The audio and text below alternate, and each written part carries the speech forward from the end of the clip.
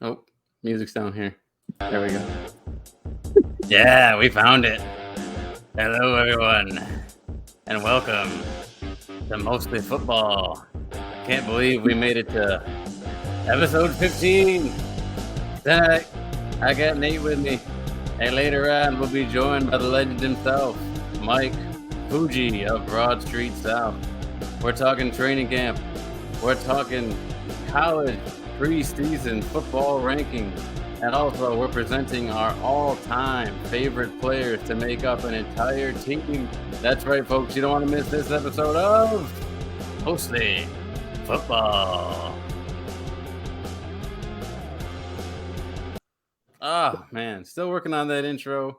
You know, Nate, tonight I thought about not doing the voice. I thought about just kind of doing something a little bit more laid back. But I don't know. I feel like when people hear the music and then they hear the voice, you get a little pumped up for a football show. So I'm going to keep it for now. We'll see what the MFers think in the long run, unless I get told otherwise. But I think for now, the voice, the music, it's going to stay. Hey, it works. Well, first off, I figured we would dive into the most important news in the NFL today, and that is the latest of what's going on with the Browns, perhaps quarterback of 2022, maybe 2023 at this point, Deshaun Watson. We have here on NBC Sports, this from Mike Florio yesterday. In the Deshaun Watson appeal, will Peter Harvey give the NFL anything other than what the NFL wants? It reads, Commissioner Roger Goodell has decided not to personally handle the appeal of the Deshaun Watson suspension. You better relax. Even though, for the audio listeners, by the way, I'm talking to my dog, not Nate. Even though the commissioner had the power to do so under the personal conduct policy, he has instead delegated the matter to former New Jersey Attorney General Peter Harvey. So here's my thing, Nate.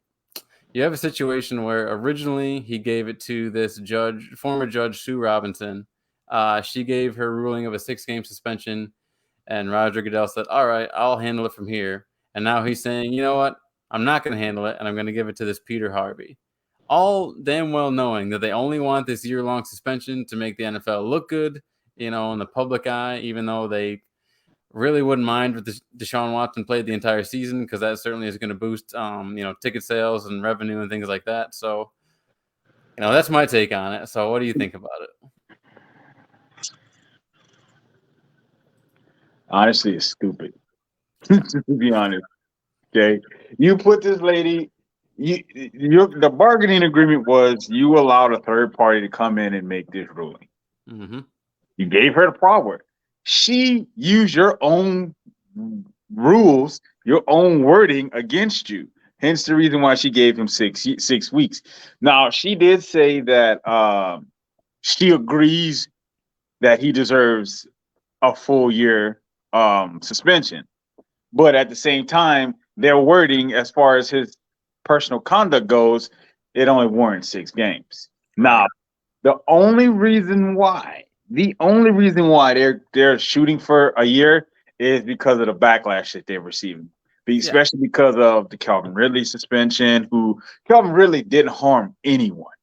He didn't. He was a non-violent offender. Like, he didn't hurt anybody. Yeah, he was betting on a game that his teams were involved in. Who cares? Get over it.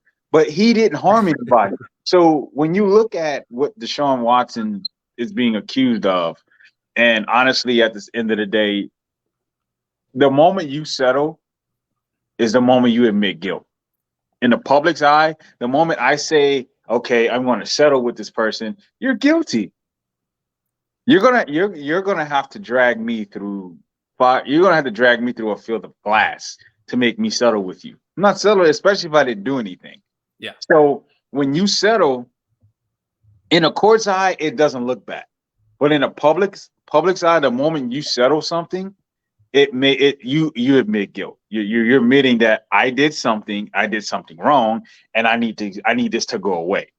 So, and when the 6 games came out, like, it wasn't just like coaches, it was GMs, it was other players in the league that was like, yo, what the fuck is going on? Like, why is he only getting 6 games? So That's why they're doing this whole charade and this whole dumb shit. Is they're trying to save face at this point.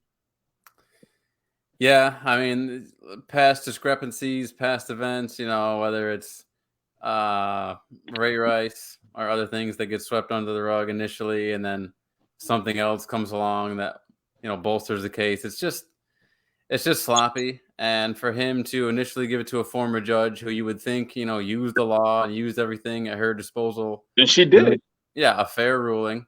And now all of a sudden he says, you know what, not good enough. I'm going to give it to this Peter Harvey fellow and see what he does. And I mean, you got to think at this point. So why even give it to her? Right, exactly. And you got to think it's going to be a year. Otherwise, they would have just let the 6 games happen. And if that happens, I mean, apparently Deshaun Watson is going to sue federally the National Football League, just like Ezekiel Elliott did, just like Tom Brady did. So they still didn't get. I think Zeke missed 6 weeks, something like that. Yeah. I mean, he still ended up missing. So you can sue, but you still end up missing a full 6 weeks. Who like you said, Tom Brady still ended up. I think he missed 4 games. His suspension was 4 games, and that 4 games they had held up. So you can sue all you want, but it means nothing at the end of the day. Like, you're wasting your time and you're wasting money. So at this point, you got to get over it. You got to take your loss and move on. A full 6 weeks, it was a slap on the hand. But again, she used their wording. She used their policies and procedures against them. She did that. That's why she only came up with 6 games.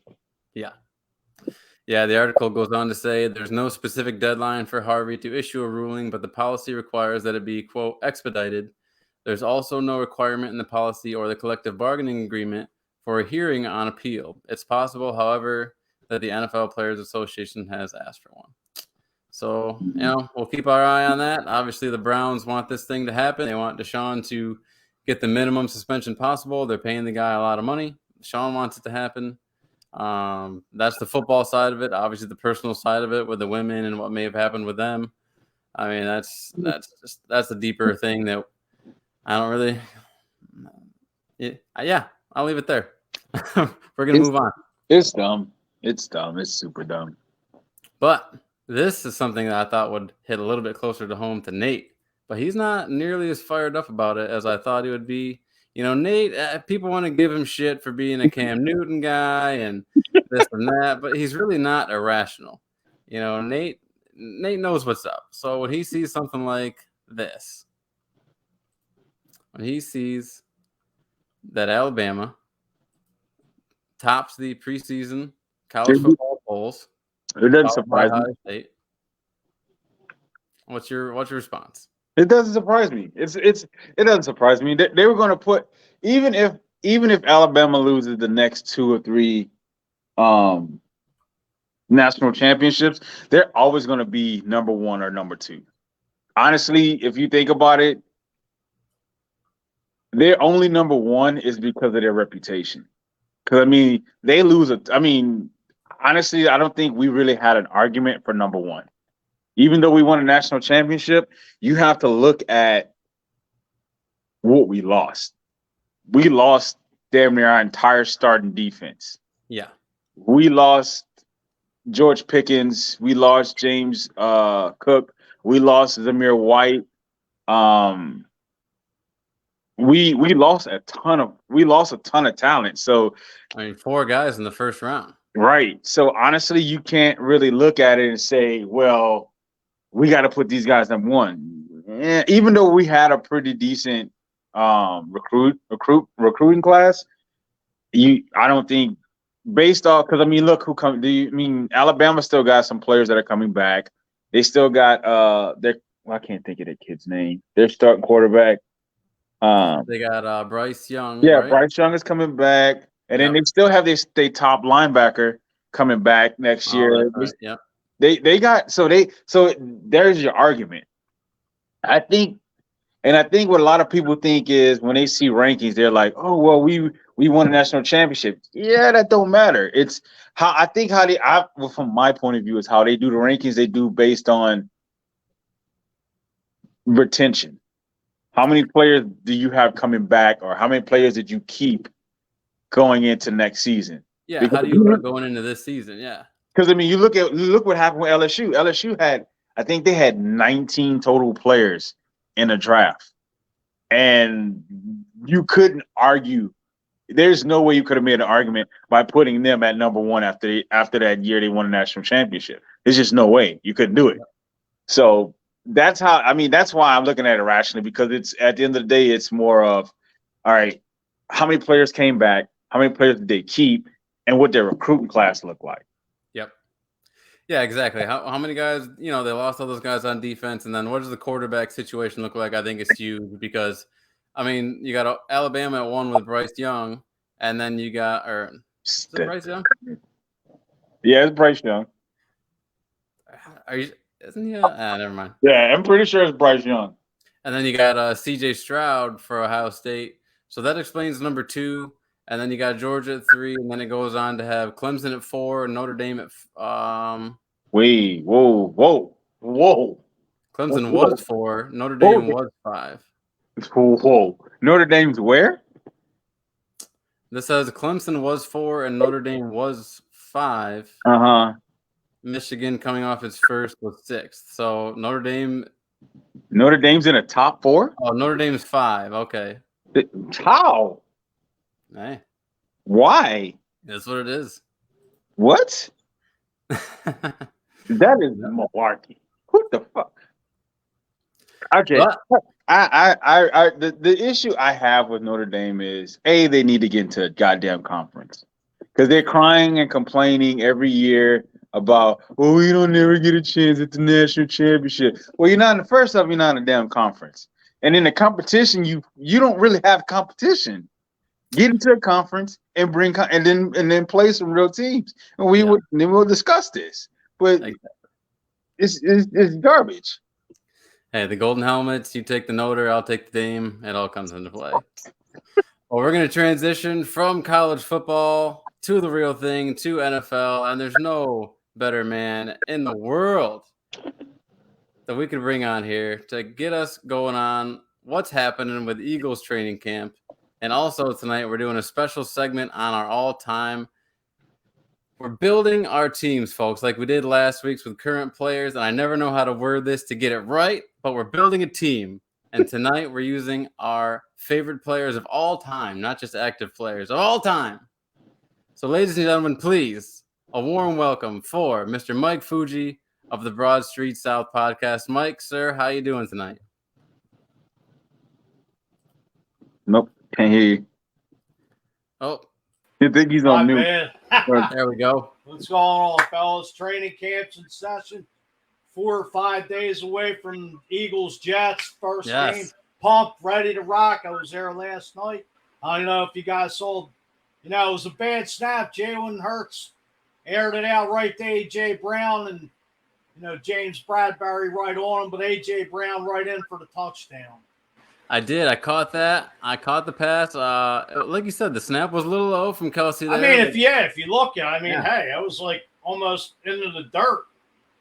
Yeah. Jalen managed, to get back, drop back, and throw that sucker to A.J. Brown for a touchdown.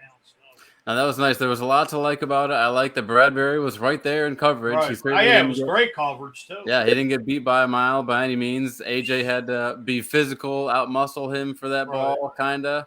A little bit on the inside.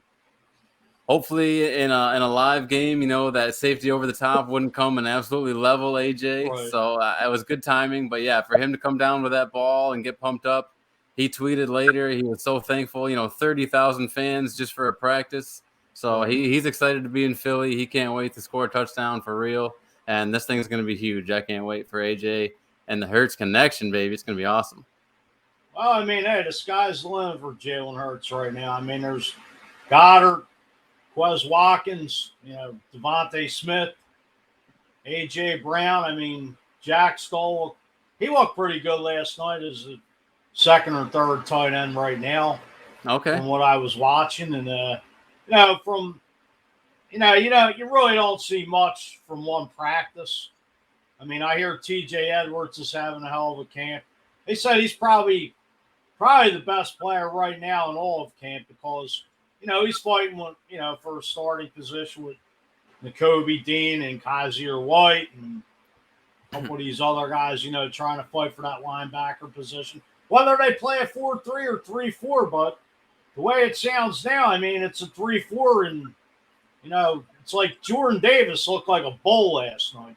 He looked like a veteran coming in, I forget who he was going up against, but he looked like a guy on ice skates on that field, just plowing that defensive line. Talk about this. Oh, that's the video I saw, dude.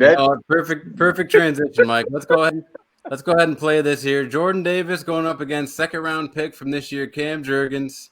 And initially, I was really worried because I thought it was Jason Kelsey, and I was like, "Dear God, our starting center just got manhandled." But no, thank goodness this is the rookie who I've been hearing a lot of good things about. People who are familiar with the Eagles say hopefully it doesn't happen, but if need be, Cam Jurgens can step in and start for this team. So, anyways, you got the 12th overall pick here, Jordan Davis going up against second-round center Cam Jurgens, and this is what happened. Just manhandle him like a rag doll or a sack of potatoes. It was, let's go ahead and play that again. But my goodness, you see him try to get leverage, with the step backs. He's trying to plant his feet, get under Jordan Davis, and he just can't. Once Davis extends and keeps his feet moving, it's a done deal. It's a done deal. Y'all, I'm gonna tell you like this: he was definitely a steal for you guys, especially as far as he fell. I personally, if we'd have had the opportunity to take him, I'd have been happy. If we'd have took him over Drake London, I'd have been happy because you getting a man right there. Like that is something he's gonna do every Sunday for you. Well, I'll say this. You got Fletcher Cox getting older, 1 year left. Javon Hargrave on a 1-year deal, his contract. Howie did go up 2 spots, and I believe he gave up at least 4 picks. He gave up the 2 5ths, a third, and he flip-flopped the first, I guess. But he gave up a lot just to go up 2 spots to get Jordan Davis. And he's going to definitely be worth it. As Brian Dawkins always said, not to take none away from anybody, but, it all comes down to game time. Anybody can look beautiful catching one-handed grabs like Jalen Rieger against, the scrimmage against the Patriots last year. Let's see it live and in the game. That's where it all boils down to. Yeah, absolutely. And after the draft, the first round happened. Most people were saying if Philadelphia hadn't jumped the Baltimore Ravens were most definitely going to take Jordan Davis right there. They ended up having to switch. They take Kyle Hamilton out of Notre Dame, and then they had to re-sign Calais Campbell to make sure they still had a D tackle for this coming season. So, yeah, obviously Howie saw something in Jordan he knew he had to have. He couldn't let the Ravens have him. So even though, they're already running 3 deep at D tackle with Fletcher and Hargrave and last year's second-round pick, Milton Williams, or third, I believe. Yeah, Milton Williams. So, we'll see if they go 3-4. I believe the plan is probably to have Davis at 0 there, right above the center. And regardless, he's going to be a monster on first and second downs. Hopefully, he can push the pocket occasionally on third downs as well and be a true, top 15 pick and unlock his potential there. But we'll see. It's a very exciting piece of this defense, and I can't wait to see what he can do.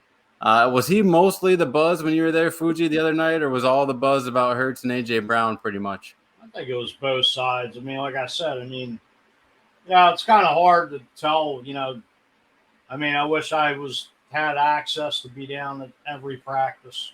But, you hear there's probably about 10, 15 guys that cover the Eagles that are, pretty on point. So, like I said, I hear TJ Edwards looks great. Marcus Epps seems to be more than likely is fighting for that safety position. So possibly, I guess, beat out Kayvon Wallace or Anthony Harris. If Harris even makes a team. Right. He's just the guy they brought back, that really got benched late last year and just seems like, he just knows Gannon's system from Minnesota. So who's to say he don't get caught? He's he was a stud with Minnesota, but I mean, I was kind of shocked that, how he threw the money, well, $5 million to sign him for 1 year, but who knows? I mean, you got Jaquiski Tart, I mean, he's supposed to be an impact player. So at secondary, I mean, you got big play Slay, and then you got James Bradbury, which, I mean, this Jonathan Gannon better utilize this defense right. Let's not forget the big acquisition and Hassan Reddick, more than likely going to be playing the Joker role. I mean, they said he's up to 247, all jacked. I mean, he's ready to go now. So, I mean, the Eagles were third in the less amount of sacks in the league last year. So, Okay. I mean, that front seven's just going to be, they better just be bringing the house. I mean, BG's coming back. Derek Barnett got re-signed, I think, just for depth purposes. So, I mean, there's no reason this defense should be smacking quarterbacks in the mouth, especially in this division. Yeah, that is the one thing that worries me. If Reddick either gets banged up or is ineffective for whatever reason, now you're dealing with the same guys who, like you said, only Atlanta was worse than Philadelphia in regards to sacks last year. Sorry to rub that in, Nate, but that's every year. That's every year. Yeah, if it doesn't work out with Reddick, I'm worried it could be another long year as far as sacks go. But, TJ Edwards, I love that. I'm also hearing good things about him. He's not the most athletic guy in the league, but his instincts would keep him on the field. A UDFA out of Wisconsin, a guy who just really earned his way on the field. Marcus Epps, another guy. I think he was either undrafted or a real late round guy who's finding his way onto the field because of studying the playbook, because he is pretty athletic. So, yeah, we need those guys to step up in a big way for sure. I mean, another guy, not to cut you off, I mean, it seems like he's making some noise. He's like a special teamer and wide receiver. I don't know if I'm saying his name. Britton Covey, seen number 41.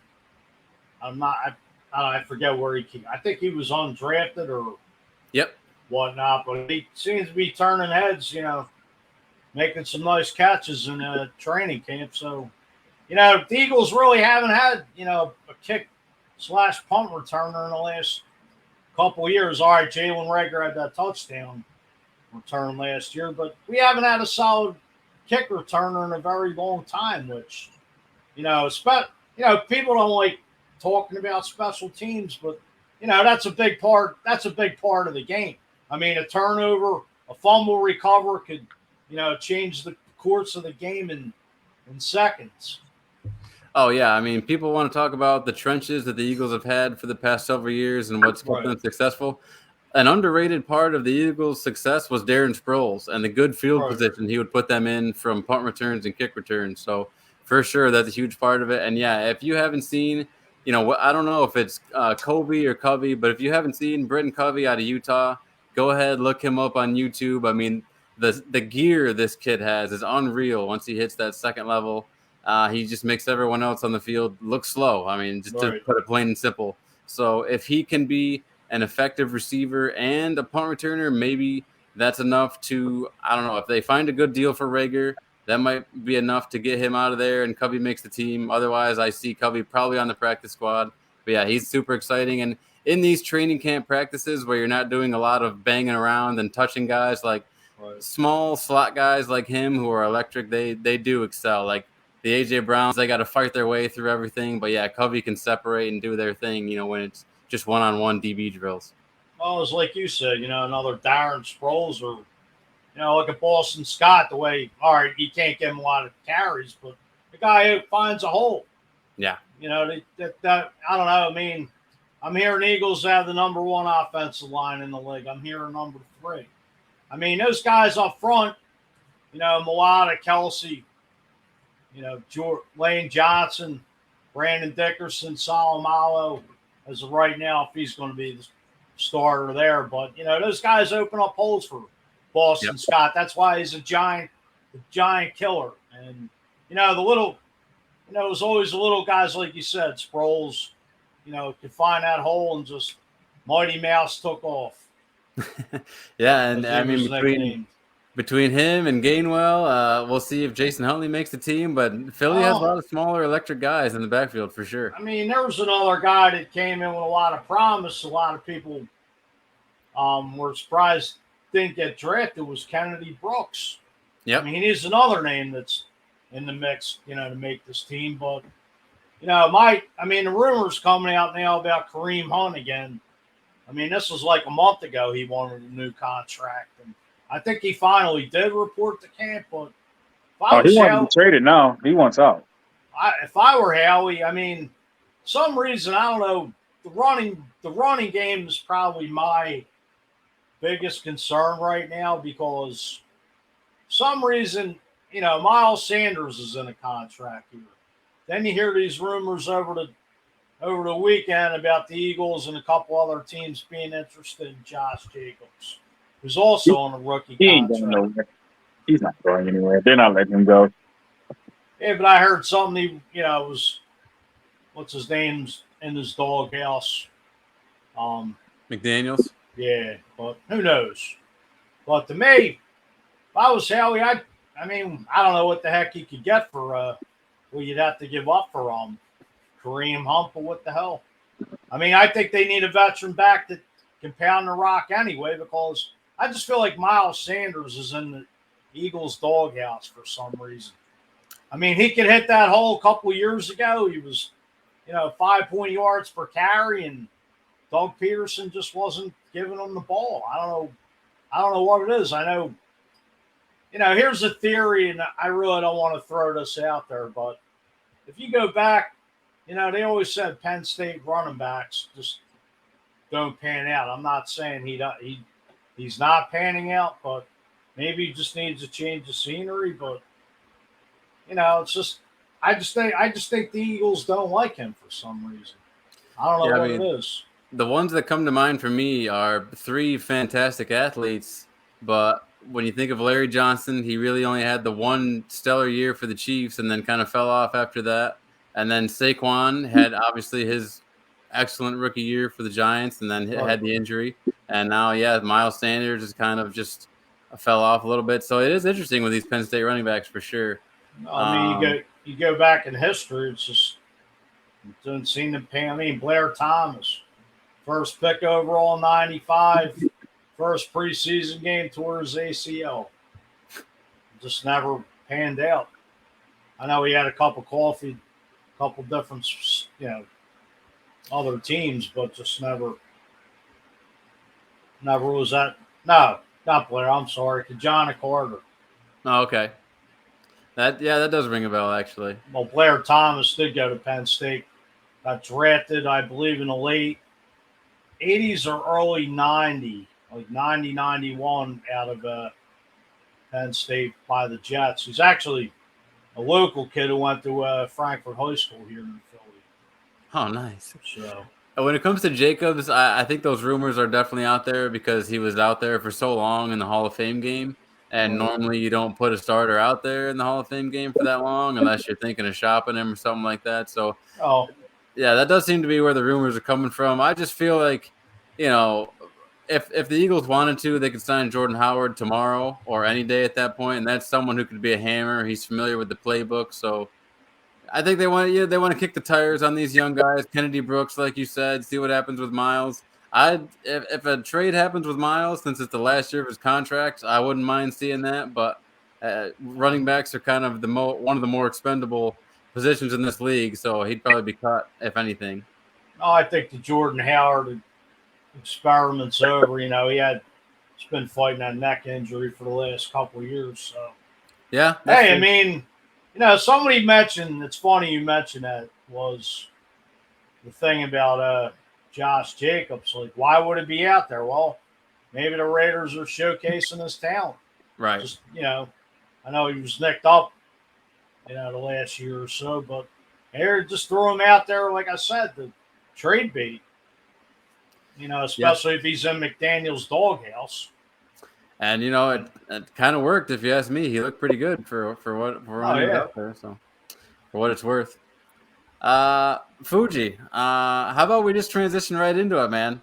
let's talk about our all-time teams. I know I was a little biased on mine. I didn't look up lists and I didn't look up who was the actual top of this, top of that. I just went with, from my experience as a football fan, who have I enjoyed watching, who's been my favorite players. So I hope you did something along those lines. But if, either or, I can't wait to see who's on your list. You can start. I did a little brainstorming. Yeah, offense, defense, doesn't matter. Wherever you want to start. We were just talking overall, not fantasy or anything like that. Nope, just overall. Who were your favorite players to watch, and how would you assemble a team filled with them? Hey, I'll probably take a lot of heat for this, but especially being an Eagles fan, I'm going to have to go with Brady because the guy's just money. Absolutely. And running back, we could sit here all day talk about Jim Brown, Barry Sanders, Emmitt Smith, and so on. But going back, I would probably say, Barry Sanders. The guy, it's a shame with him and Megatron ended up in Detroit, and it's like you basically were forced to retire. So yeah, if Barry Sanders played anywhere else, just imagine. Imagine him playing behind that Dallas offensive line. Not to take nothing away from Emmitt Smith, but, guy could just run circles. Yeah, Emmitt just kind of had balance, and he could bounce off of guys and just run straight through a hole, but no one can run backwards like Barry Sanders. Oh, yeah. Just cut north and south. Receiver. Is it one receiver or two receivers? That depends on your favorite formation. If you want to go two receivers, a tight end, and a fullback, go ahead. If you want to go with three receivers, whatever you like. I'll say top two, which really, to me, in my opinion, Jerry Rice, Terrell Owens. Oh, nice. Without, Jerry Rice, a lot of people talk about Montana, but, Montana had Rice. Yeah. And, the guy was just, you look at the guy's workout regimen in San Fran doing those hills and mountains. It was second to none. The guy just wanted perfection like Michael Jordan. Probably one of the first ones,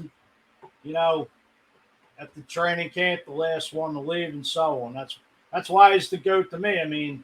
You could talk about, all right, T.O. Moss. I'm sure there's a few other guys we could sit here and mention. Steve Largen's another guy that really never, I don't think, got his just due, but that was before Jerry Rice. But tight ends. Well, and let me just say real quick, because I don't think Jerry Rice, he had fantastic quarterbacks. Even if you want to talk about Steve Young, even if you want to talk about Rich Gannon, was a very good quarterback by the time Jerry Rice was on the Raiders, but he still had to adjust to different quarterbacks. When you talk about a guy like, for example, Marvin Harrison, he only had Peyton Manning his entire career. So I think Jerry Rice deserves a little bit more credit for, even though they were very good quarterbacks, if not elite quarterbacks, having to adjust to different teams and quarterbacks. So, maybe Seahawks Jerry Rice wasn't that great, but by then it was. Yeah, even Raiders Jerry Rice was very good. It was. By the time he got to Seattle, the handwriting was written on the wall already. Yeah. Tight end, I'm going to have to say Gronk because the man just, that 12 personnel at that two tight end set was, guy coming off back injuries and everything he dealt with, what he's still dealing with was, the great tight end. Another guy, I think, that just came in the NFL. Played for the Saints originally. Jimmy, I thought of his name earlier. Played with Drew Brees. Jimmy Graham was a beast. Absolutely. People, I feel like he stayed around long enough to where people might forget just how damn good Jimmy Graham was as a Saint. That was like Drew Brees' safety blanket. And, yep. You can't take nothing away from Shannon Sharp. Playing the phenomenal offense with Elway, Terrell Davis, Ed McCaffrey, Rod Smith, during that Super Bowl run. Absolutely. Defensive line. Defensive end, it's a no-brainer, not just trying to be biased, but God have mercy on the minister of defense. The guy, Reggie White, was, could get double, triple teamed, made that Eagles defensive line a lot better. I'll say this, the guy that played next to him, God have mercy on him too, Jerome Brown. Jerome Brown probably would be a Hall of Famer to that. The man never passed away. The guy was athletic. He can move. He had a couple interceptions that he ran. For his size, he was, a hell of a run stuffer. He could get in that backfield, shut down the run, smack the quarterback around. He's the reason that Jordan Davis can't wear 99. That's for sure. Right. Nobody should wear 99. That's just Jerome Brown. But I'd say linebacker, I'd have to go Ray Lewis. Absolutely. Ray Lewis, first pick overall in the inception of the Baltimore Ravens, coming out of Miami. The guy was, just a hell of a player.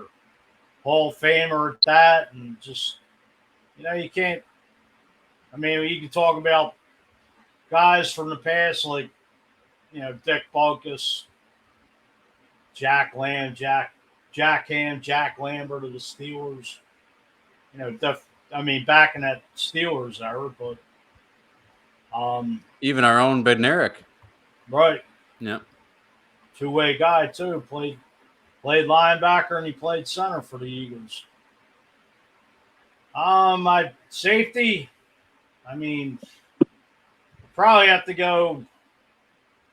A lot of people may not like it. We all love Dawkins, but I'd say Palomalo or Ed Reed. Yep. Game changers on that, powerhouse defense, that big rivalry between the Ravens and Pittsburgh.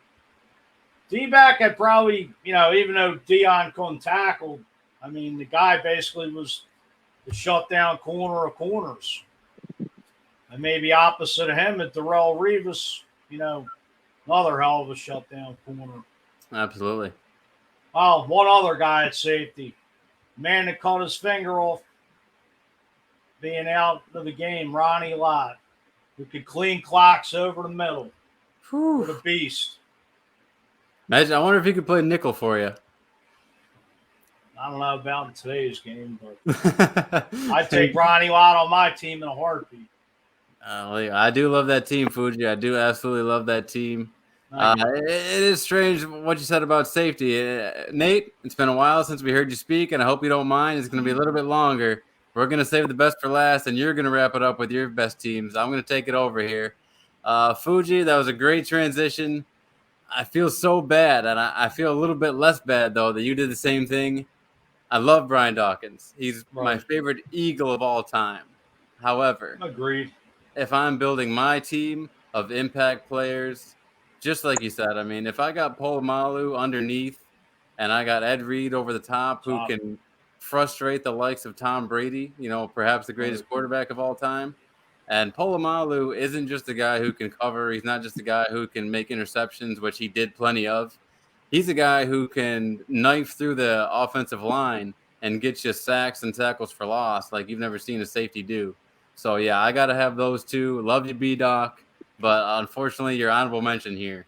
It's a good place to be all time.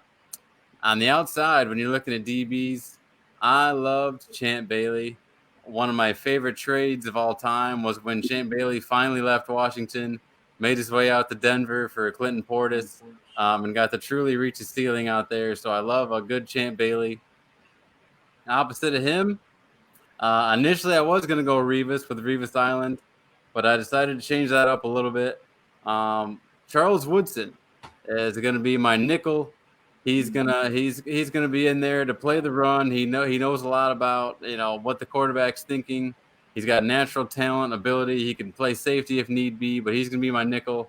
And then Nate, if you don't go prime time to wrap this up as all three of us going prime time, I don't know what to say. I mean, I don't know how you can make a list of corners without him being on there. So yeah, he'll be my third corner.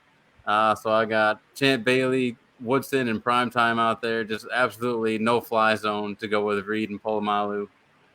Moving down in the linebacker, like you said, Fuji Ray Lewis, not just a play, an absolute intimidator, a sack guy, a guy who can blow up a tight end, a running back, and really make you think twice about coming across the field.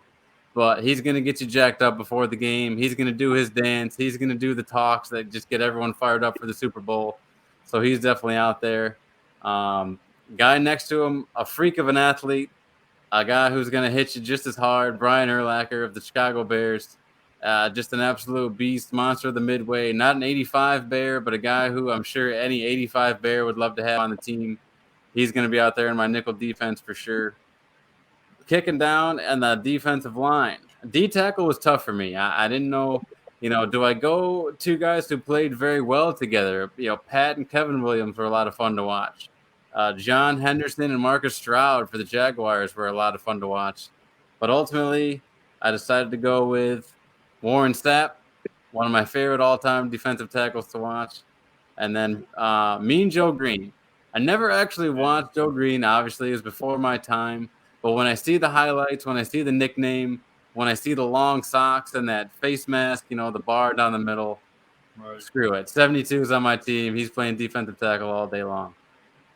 On the outside, Fuji, I got to have at least one Eagle. So we saved us both there with Reggie White, the minister.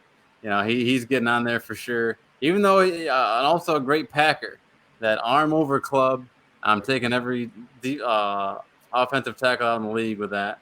On the other side, I believe he wore 78, a number you don't see very often for a defensive end. But give me Bruce Smith out of Buffalo, an absolute sack artist, the guy who Michael Strahan finally caught up to toward the end of his career. But Bruce Smith, I'm taking at defensive end to wrap up my just legendary defense. Good luck to any offense coming at those guys. Great defense. On the offensive side of the ball. Thank you, sir. I mean, just naming those guys takes me back, and it makes me want to watch highlights all over again, and makes me just remember what a great football I was privy to watching as a kid, and even now. Switching over to the offensive side of the ball, an all-time great Chief, Nate. I would say an all-time great Falcon, even though he wasn't on the team for very long. Tony Gonzalez. I mean, he doesn't have the tenacity of a Jeremy Shockey. He may not have the speed of a Vernon Davis or a guy like that, but always moving the chains, always catching the ball. He's going to be on every tight end record list you see. So Tony G's my tight end. Moving out to wide receiver, Megatron, one of my all-time favorite wide receivers to watch. I mean, the guy had, I believe, 1,900 yards in one season. Just an absolute freak of a guy. And coming out of Georgia Tech, where they barely threw the ball. He certainly didn't have Matt Stafford at Georgia Tech, and he still was a top pick. I mean, he ran a 4.340 in someone else's shoes at the combine. The legend just goes on and on with this guy. So Kelvin Johnson's one of my receivers. On the other side of him, my all-time favorite receiver, my all-time favorite celebration when he was in Green Bay and he pretended to pull his pants down and rub his ass all over the field goal post. Randy Moss out of the Minnesota Vikings and the New England Patriots. And then, it wasn't a great 49er, but who cares about those 49er years? He set records as a Patriot with 23 receiving touchdowns with Tom Brady. So, I mean, just one of my favorite receivers to watch ever, Randy Moss. He could take a screen pass to the house, or he could have Darrelle Revis holding on to one arm while he's catching a touchdown pass with the other arm. And then my slot receiver, because I'm going 3 wide here. A guy who maybe not record guy, maybe not the athletic guy, but I'll be damned if I didn't love to watch Hines Ford play football. I mean, inside, outside, he's short, he's tough.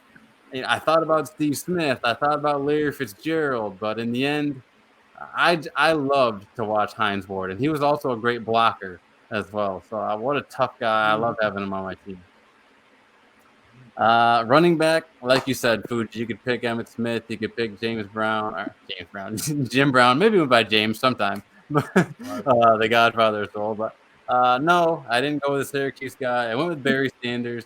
out of Oklahoma State. Just one of the most exciting running backs to watch ever on perhaps one of the worst teams ever, and still got it done. So Barry Sanders is my running back. And then if you watched the show before, you know it's no secret. No, unfortunately, it's not Donovan McNabb, even though he is the reason I'm an Eagles fan. It's the gunslinger himself. It's Brett Favre, number 4, just throwing balls into windows that other guys wouldn't dare to throw balls into, saying things to other players and referees that other quarterbacks wouldn't dare say to. He's just a funny guy. Nate, you should love this. An original Falcon out of Southern Mississippi. Brett Favre is my quarterback. And that wraps up Dylan's all-time favorite team. So go ahead, Nate. After all that, why don't you take it away and let's see what you got here. Hopefully Dawson Knox isn't on this list. Why do you hate Dawson Knox so much? It really threw me, man. You had a lot of options. I'm just surprised you went with Dawson. I told you, I'm like, that's one of my, it's like my second or third favorite position. Tight ends.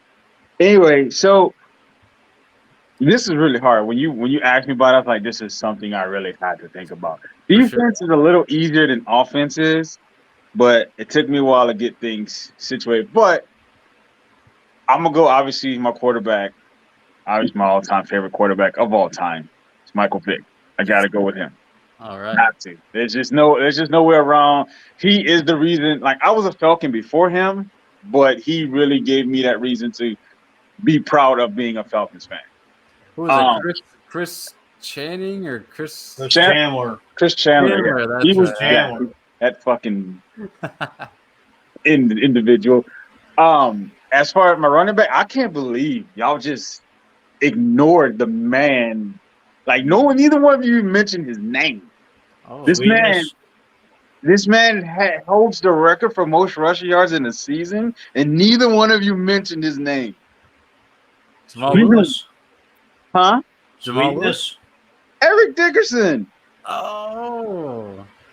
Neither one of you mentioned his name. You mentioned Jim Brown. You mentioned Barry Sanders. Like, what about the man that holds the record that probably won't? It's been close, but no one's going to touch it. It's going to stay that way. So I'm going to go with him in the backfield. Yeah, what? Peterson and Lewis. Peterson came close. Yeah.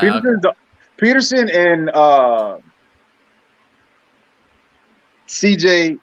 Not CJ. Chris Johnson. Chris Johnson. He came close to it. CJ 2K. That's right. Yeah.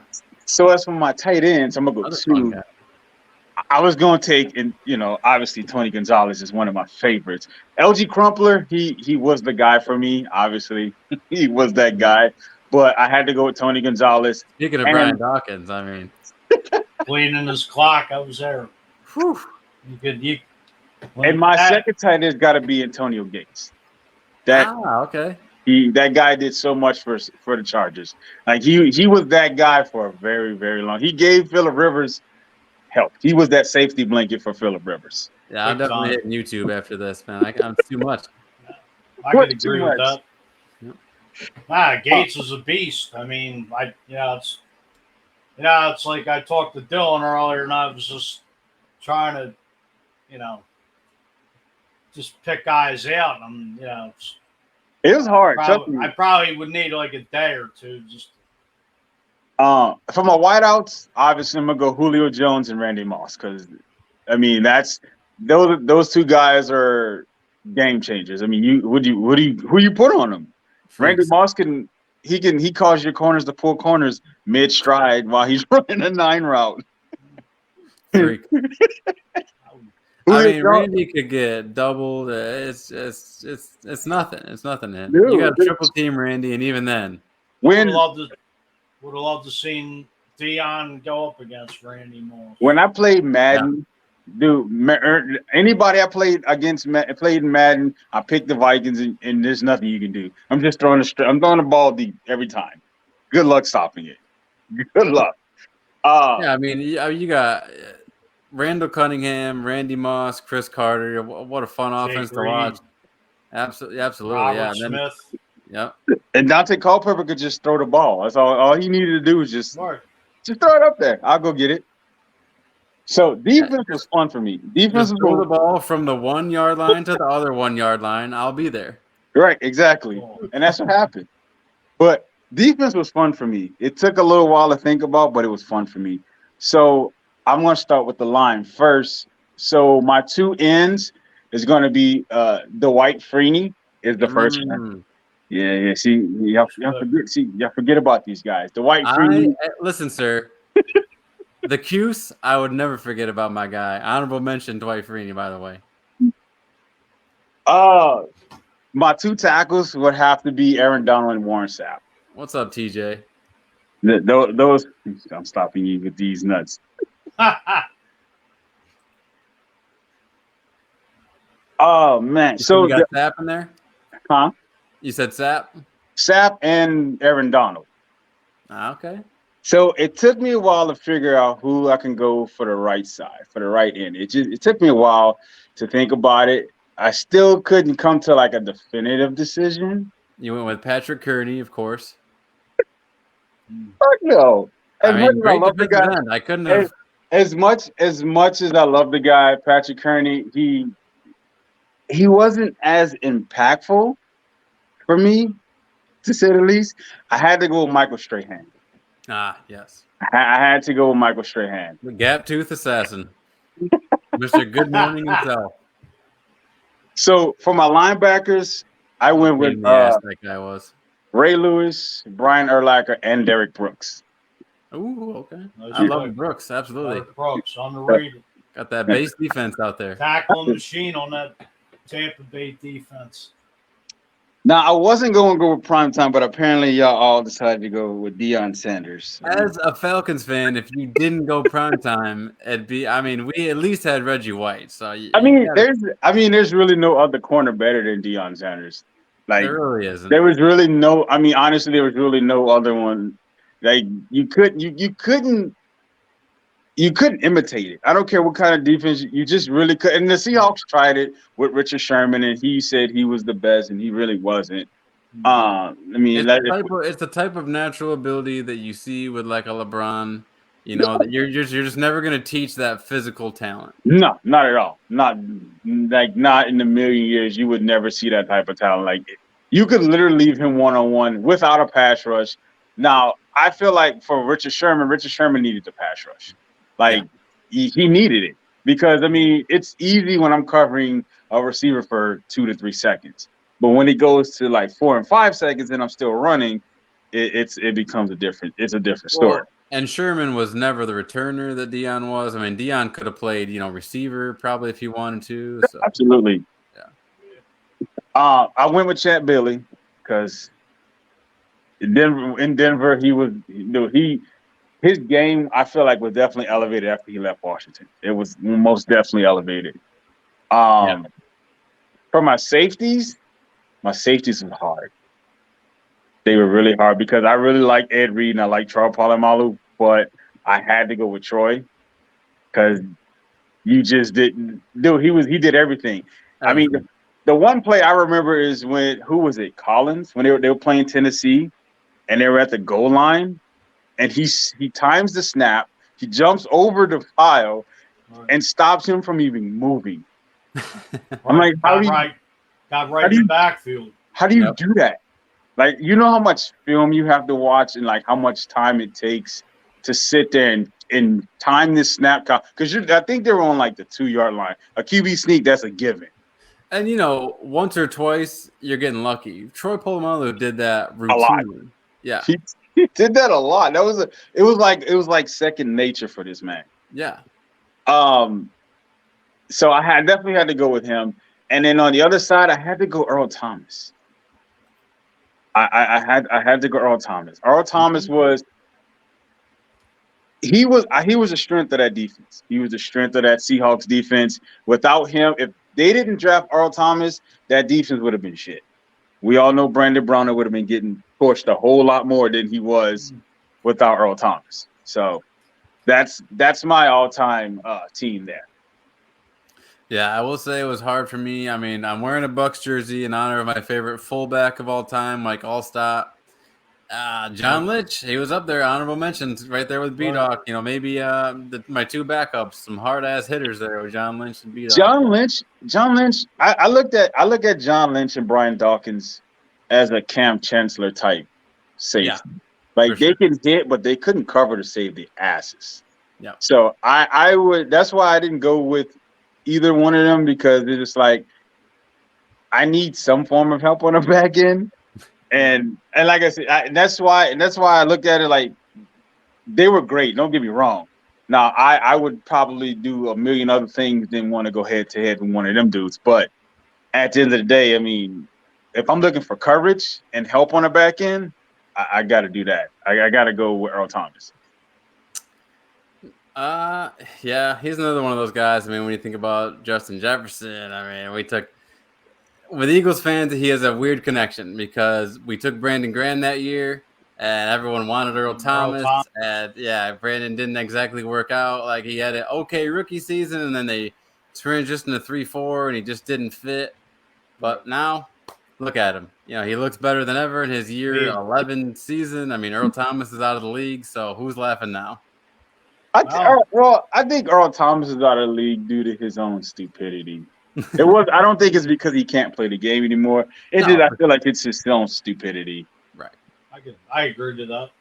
Yep. Just shot himself in the foot. Mike, can't thank you enough for being super generous with your time. Thank you for your all-time favorite team. Thank you for getting us plugged into Eagles training camp. Anytime. I mean, always willing to come on with you fellas. Thanks for having me. No, is there anything, more from training camp? Is there anything Phillies related, anything Broad Street South related you'd like to plug before we get out of here?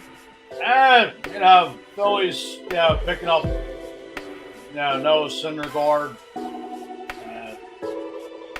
Robertson. I mean, Dave Dombrowski, pulled the right strings of what this team needed. So, I mean, they won 11 out of the last 13.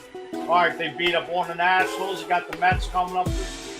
So let's see the Phillies. Yeah, I want to see them go up the Citi Field and take 2 or 3. Okay, absolutely. In Broad Street South, we can find you how often again? We're on Tuesday, Thursday nights, Facebook, Twitter, YouTube. We have our own website, right, as you see, BroadStreetSouth.com. Just gearing up for the Eagles season. I'm heading to Washington with a whole big bump. About 600 people going down to see the Eagles. Heading to Houston later on, doing something big with ND Clue. It was with Houston 790, and ex-Eagle. So, we got some big things coming up. I saw you out there with Hollis Thomas doing your thing. It looked like you're having a good time. Oh, yeah. Hell of a nice guy. Awesome. Played on that 2004 Super Bowl team. Defensive tackle number 78. 78. You got to love the 70s numbers with these defensive guys. They take the ugly numbers. It's a guy we didn't mention. It was where sacks probably originally started was Deacon Jones. Yes. Played on that Rams with Merwin Olsen, and I forget the other 2 guys' names, but I don't know if you guys ever heard this, but if you ever go back, watch YouTube, Deacon Jones would tape up his hand because he had a metal plate. He had a piece of metal in there, and he would slap the offensive line's head. Check it out. It's probably something on there, but he talked about he did that every play. He would just slap the offensive lineman in the head, and then go beat the quarterback's ass. I'm so glad you mentioned that, Mike, because that's one of my favorite clips of all time. It depends on which video you find on YouTube. Some of them are edited. If you find the unedited ones, there's an interview of Deacon Jones saying, anytime you go upside a man's head or a woman, they have a tendency to split. Yeah. So if you can find the original one, it's a lot of fun. Oops upside the head. Yeah. Well, thanks again, Mike. We appreciate it, sir, and we will see you later, my friend. Appreciate it. Good night. Nate, what can you say? Another great episode in the books. Mike Fuji, all-time favorite team. It made me think today. That's right. Hey, It made me do some thinking. you know, I feel like I don't feel like I nailed it, because I feel like if I really had like sat down, did some research, I probably would have been able to like really nail down like a real like all-time team. maybe we'll do a part 2. We'll definitely have to do a part 2. Well, thanks a lot, MFers. You know where to find us. Please like, follow, subscribe. I hate to say it, it's corny, but it helps. I mean, help out your friends. Absolutely. Everyone have a good night.